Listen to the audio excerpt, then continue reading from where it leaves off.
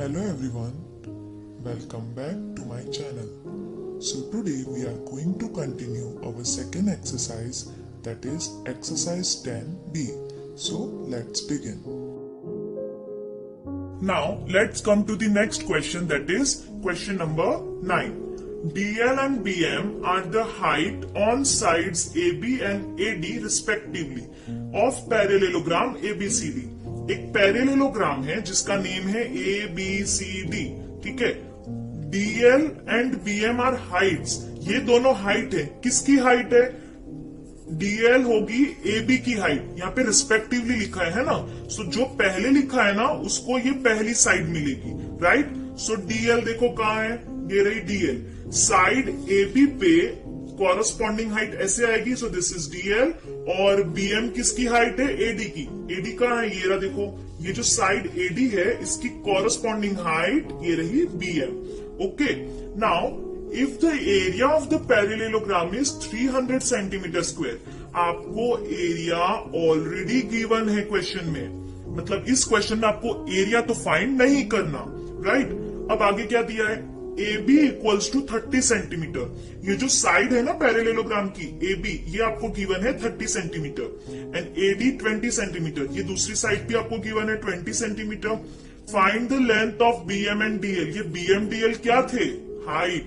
तो ये जो दोनों हाइट्स है ना, ये आपको फाइंड करनी है।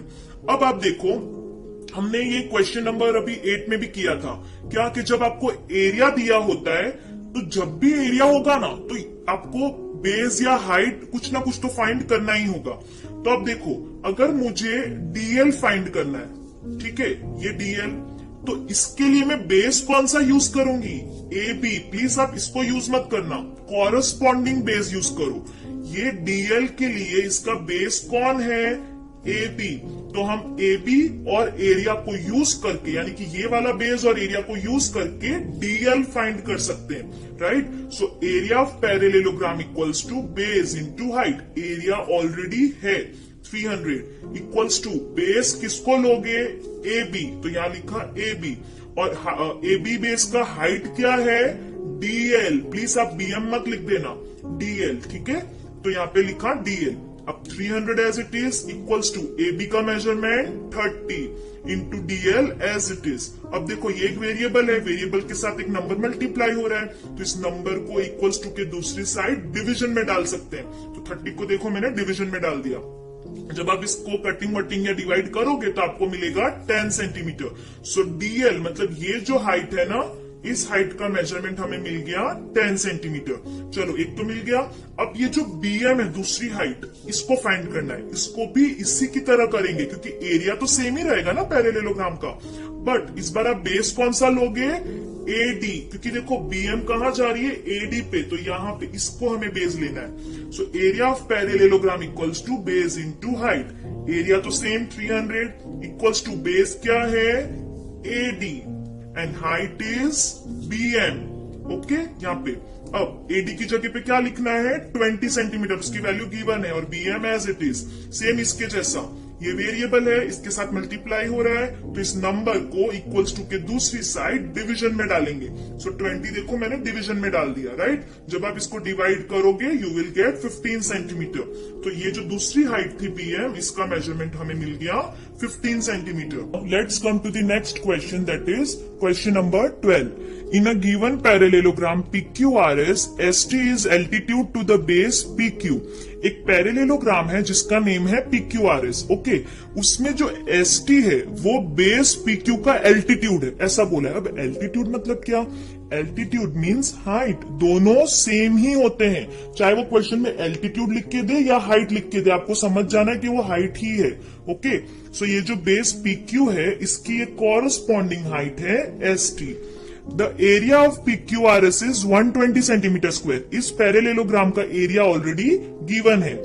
If PQ equals to 15 centimetre, ये जो PQ है बेस, ये दिया है 15 सेंटीमीटर। PT is 6 centimetre. देखो PT कहाँ है? P से T तक, मतलब सिर्फ इतना डिस्टेंस है 6 सेंटीमीटर। फाइंड ST, यानी कि ये हाइट हमें फाइंड करनी है, एंड SP, ये रहा SP।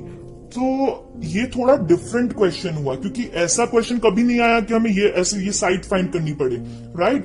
सो सबसे पहले हम क्या फाइंड करेंगे, एसटी फाइंड करेंगे। क्यों? क्योंकि देखो हमारे पास एरिया गिवन है, बेस दिया है, और इस बेस से हमें एक हाइट फाइंड करनी है, जैसा हमने इसमें किया था।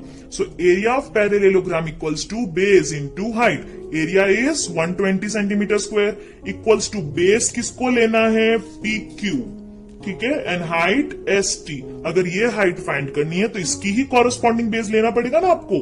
सो P Q is 15 and S T is we don't know, so as it is. अब देखो ये वेरिएबल है, उसके साथ ये मल्टीप्लाई हो रहा है, तो हम इसको इक्वल्स टू के दूसरी साइड डिवीजन में डालेंगे। सो 120 डिवाइड बाय 15 जब करोगे यू विल गेट 8 सेंटीमीटर। तो ये जो हाइट है एस टी, ये हमें मिल गया 8 सेंटीमीटर। तो देखो एक चीज तो फाइंड कर ली हमने, अब हमें फाइंड करना है एस पी। तो देखो एस पी ये रहा, राइट। तो अब ये आपको यहाँ पे ट्राइंगल दिख रहा होगा, है ना। इस ट्राइंगल को मैं यहाँ अलग से ड्रॉ कर लेती हूँ।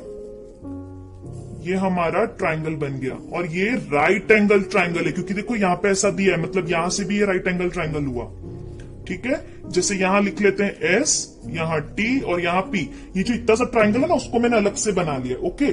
अब पीटी तो ऑलरेडी गिवन है 6 सेंटीमीटर। एस टी तो हमने अभी फाइंड किया था 8 सेंटीमीटर, और हमें ये थर्ड साइड फाइंड करनी है, ओके। अब राइट एंगल ट्राइंगल में जब भी आपको दो साइड्स का मेजरमेंट गिवन हो, कौन सी दो साइड्स, जैसे इसमें दिया है बेस और हाइट, ठीक है। ये होता है बेस, ये होती है हाइट, और ये जो होता है ना, इसको हम बोलते हैं हाइपोट्यूनियस, ओके। ये एक नया वर्ड है, हाइपोट्यूनियस। अब तो इस थर्ड साइड जब भी फाइंड करनी है तो हम क्या करेंगे, पाइथागोरस थ्योरम को यूज करेंगे। पाइथागोरस थ्योरम में क्या होता है, दैट बेस का स्क्वायर प्लस हाइट का स्क्वायर इज इक्वल्स टू हाइपोट्यूनियस का स्क्वायर। मैंने क्या बोला, बेस का स्क्वायर यानी कि पीटी का square, that means this one, plus height का स्क्वायर, दैट मीन्स एसटी का स्क्वायर, इक्वल्स टू हाइपोट्यूनियस का स्क्वायर, दैट मीन्स एसपी का स्क्वायर। इन दोनों साइड्स का स्क्वायर प्लस करेंगे तो इस साइड का स्क्वायर मिलता है। समझ में आया। सो एसटी क्या है, 8, तो 8 का स्क्वायर, फिर पीटी क्या है 6, तो 6 का स्क्वायर, और एसपी हमें एसपी का स्क्वायर फाइंड करना है। 8 का स्क्वायर मतलब 8 2 से मल्टीप्लाई नहीं हो रहा, 8 को 2 टाइम्स मल्टीप्लाई करना है। 8 के ऊपर 2 है, इसका मतलब 8 को 2 बार मल्टीप्लाई करो, 8 को 2 से मल्टीप्लाई नहीं करना है। सो 8 8 जा 64। ऐसे ही 6 को 2 बार मल्टीप्लाई करो, तो 6 6 जा 36 इक्वल्स टू एसपी का स्क्वायर हमें फाइंड करना है। जब आप इसको प्लस करोगे तो एसपी स्क्वायर क्या मिलेगा, 100। अब ये जो 100 है वो एसपी की वैल्यू नहीं है, एसपी का स्क्वायर यानी कि इस साइड का स्क्वायर है। तो हमें तो एसपी की एग्जैक्ट वैल्यू चाहिए ना, तो ये स्क्वायर हटाने के लिए क्या करेंगे, देखो मैंने 100 का फैक्टराइजेशन किया है। आपको ये फैक्टराइजेशन करना आता होगा, हमने 6th स्टैंडर्ड में सीखा है। सो 2 50 जा 100, 2 25 जा 50, अब 25 तो 5 की टेबल में आता है, तो 5 5 जा 25, 5 1 जा 5। तो ये जो फैक्टर्स निकले ना, उसको देखो मैंने यहाँ लिखा है 2 इंटू 2 इंटू 5 इंटू 5। अब यहां से आपको इसकी कोई वैल्यू नहीं निकालनी, आपको पेयरिंग करनी है, ओके। ये देखो 2 2 बार आया, ये 2 बार है, तो इसमें से आप एक बार उठा लो। 5 भी देखो 2 बार है, तो इसमें से आप एक बार उठा लो, ठीक है। सो 2 5 जा 10, तो ये हो गया 10 सेंटीमीटर, और यहां से हमने स्क्वायर हटा दिया। मतलब 10 को अगर आप 2 बार मल्टीप्लाई करते तो ये 100 बन जाता है ना। तो हमने क्या किया है, अल्टीमेटली ये जो स्क्वायर है उसमें से हमने स्क्वायर रूट निकाला है, okay. So SP is 10 centimetre. Let's come to the next question, that is question number 13. The area of a parallelogram is same as that of rectangle. Parallelogram का area और rectangle का area same है, ठीक है। और ये हमने introduction part में सीखा भी था। With dimension 40 centimetre bye 12 centimetre, ये रेक्टेंगल के डायमेंशंस दिए हैं। तो देखो मैंने अलग से लिख लिया, रेक्टेंगल के 40 सेंटीमीटर बाय 12 लिखा है, राइट। तो इसको हम लेंथ मान लेते हैं और इसको ब्रेड्थ मान लेते हैं। So length is 40 centimetre and breadth is 12 centimetre. If the base of a parallelogram is 16 centimetre, parallelogram का क्या क्या दिया है, बेस दिया है, base is 16 centimetre, find the height of the parallelogram, हमें हाइट फाइंड करनी है, राइट। अब देखो पैरेलेलोग्राम की अगर हाइट फाइंड करनी है तो हम ऐसे तो कर नहीं सकते, अगर इसका एरिया दिया होता पैरेलेलोग्राम का तो हम इसकी फॉर्मूला से ये हाइट फाइंड कर लेते, जैसे हम अभी तक कर रहे थे हमारे लास्ट क्वेश्चंस में। बट इसमें तो सिर्फ एक ही चीज दी है, बेस, तो हम हाइट तो फाइंड कर नहीं सकते, तो हमें रेक्टेंगल की हेल्प लेनी पड़ेगी।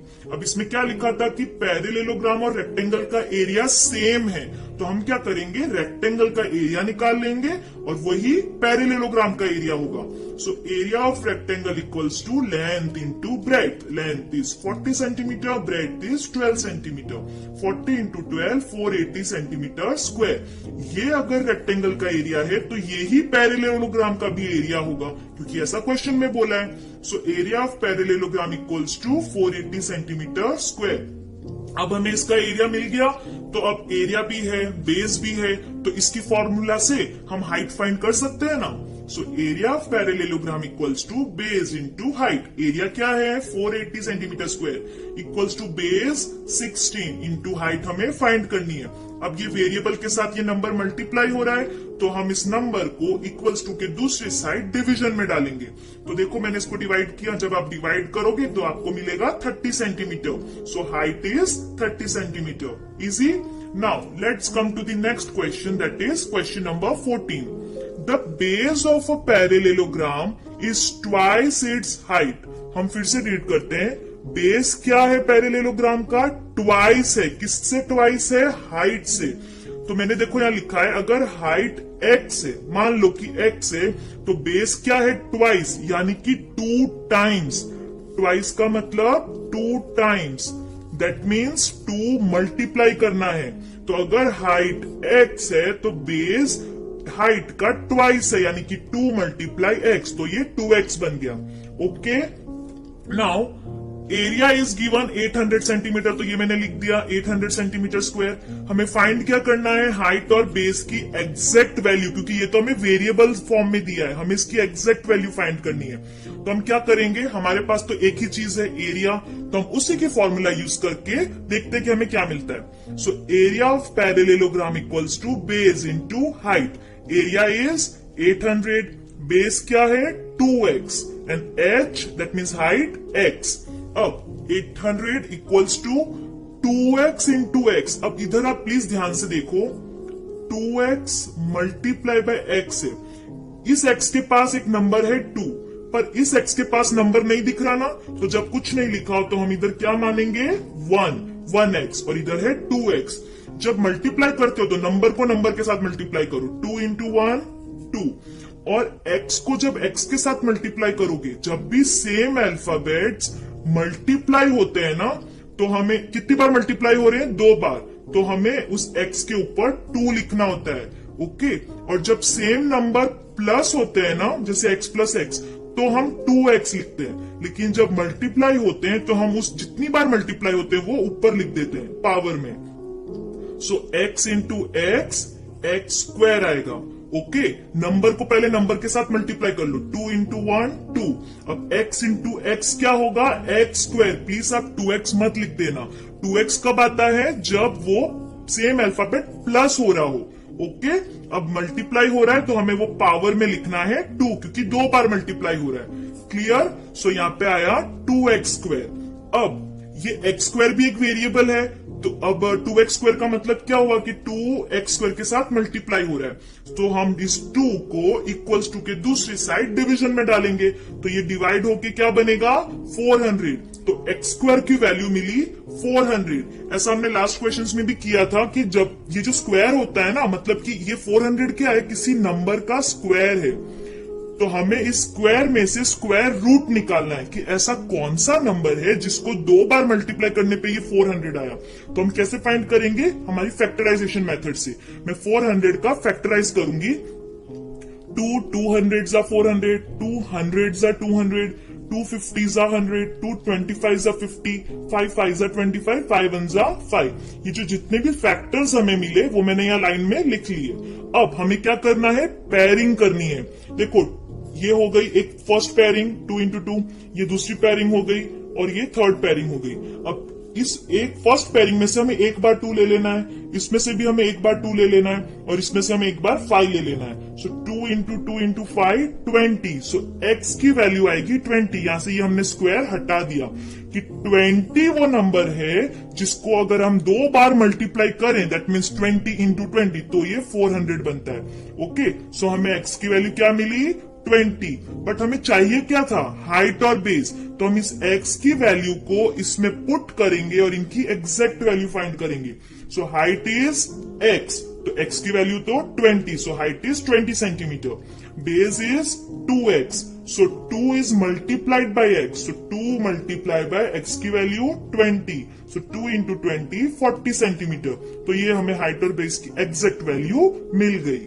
Let's come to the next question, that is question number 15.